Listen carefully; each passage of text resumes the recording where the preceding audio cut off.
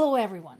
There is a lot of information coming in from various sources about the situation at the Ukrainian front, and I encourage everybody to treat this as a developing story because a lot of this is changing by the hour. So, this particular piece about shutting down Russian attacks is from Kyiv Post.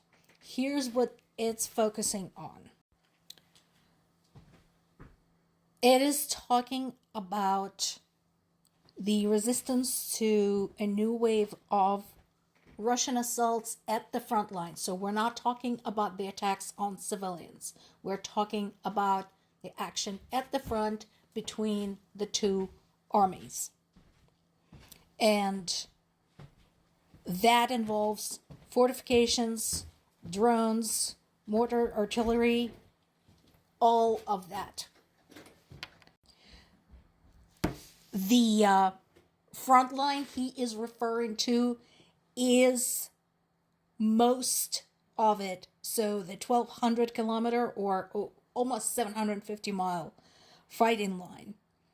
And what he's talking about is basically reinforcing Ukrainian position and the specific portions of Ukrainian army involved.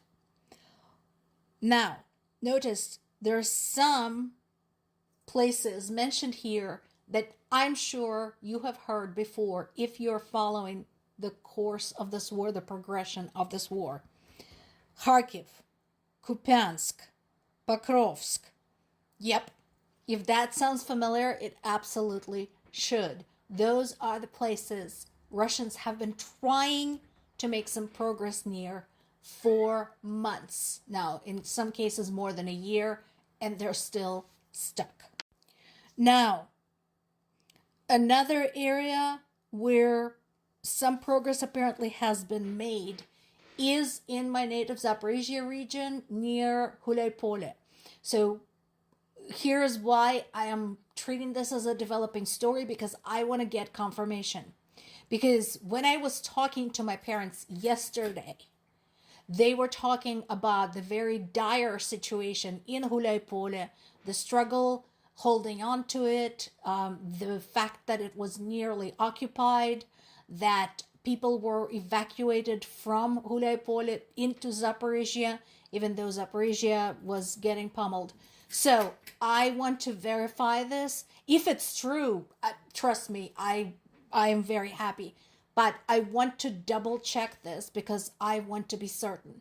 Because my last report from people who live there was less than comforting.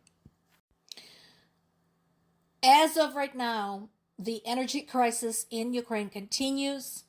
Half of Ukraine's regions are without power or experiencing rolling blackouts. So the last number that I know of was still basically being able to fulfill only 60% of the overall demand. So the regions experiencing the worst of it since yesterday, again, are Sumy, Chernihiv, Kharkiv, and Odessa, plus Zaporizhia's neighbor, Dnipropetrovsk. So, as I mentioned before, the problem is not just that power stations are being targeted. The problem is the distribution of electricity. So, the connecting stations, the power lines, all of that. And once again, just a reminder, Ukraine is experiencing its worst winter, both in terms of the temperatures and in terms of the precipitation in the last 20 years, which I'm sure is not helping. So when it comes to the energy situation, there's still a state of emergency, and there's still conversations happening with Ukraine's next door neighbors, such as Poland, Romania, the Baltic states, etc., where they could potentially buy more energy from. But then, of course, the distribution still remains an issue. There's a separate article in Kyiv Independent going back to Pokrovsk. But once again, the reason I wanted to bring this up is, once again, I know we have all heard the name Pokrovsk many, many times over the past several months. And yes, I'm not trying to diminish how grueling the situation is in that area. But once again, I want to emphasize Russia has been trying to take Pokrovsk for nearly 2 freaking years. They have been trying to take it since the fall of Avdiivka. And they still failed. Same with Kupiansk. So they took Kupiansk early in the course of the war. Ukrainians liberated it in September of 2022. They have been trying to take it back, starting from late 2023, intensifying through 2024, 2025, and they're still failing. It still does not belong to them.